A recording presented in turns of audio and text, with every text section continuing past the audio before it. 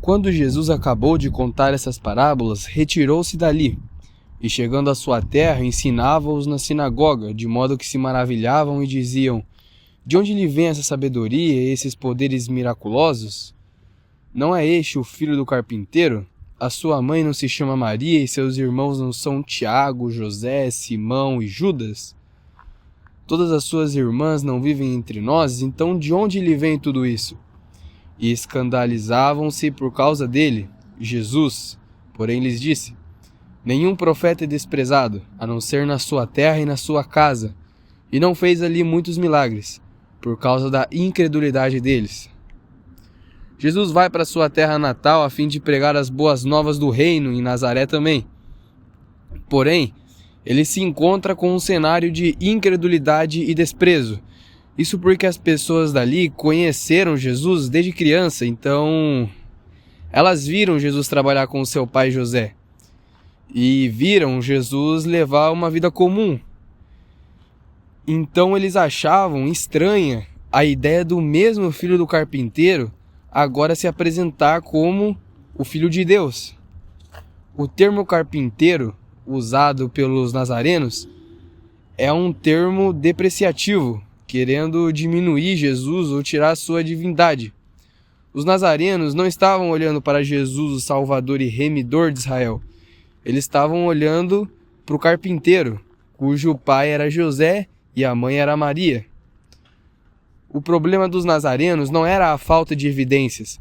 Eles mesmos reconheceram a sabedoria de Jesus e os seus milagres, os seus sinais milagrosos.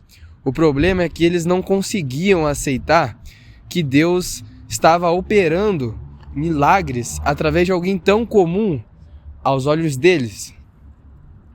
Então Jesus termina dizendo que um profeta não é rejeitado, a não ser na sua própria terra.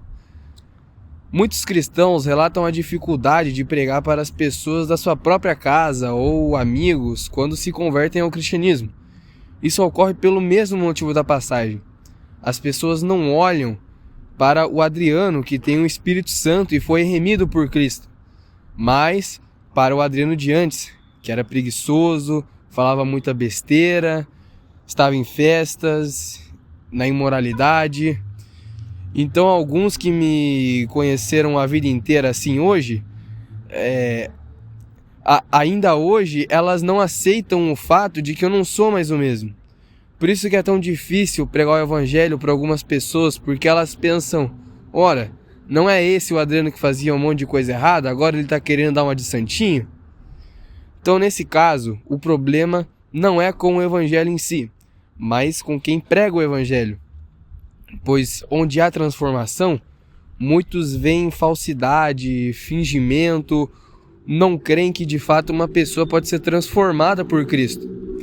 E de fato isso acontece em alguns casos.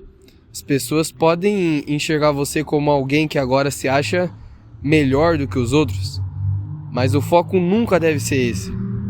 Jesus me salvou apesar de eu ser pecador. Jesus me salvou apesar de eu falar muita besteira. Jesus me salvou apesar de eu ser imoral.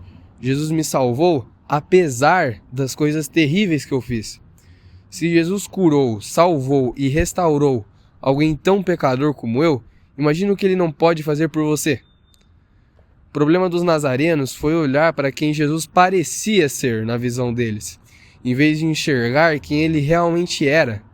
Não cometa o mesmo erro dos nazarenos, que achavam que conheciam Jesus, mas não conheciam, porque aquele que de fato conhece a Jesus já não é mais o mesmo. Do mesmo modo que ele dividiu a história entre antes e depois dele, ele também dividiu a minha vida entre antes e depois dele, assim como a vida de muitas pessoas.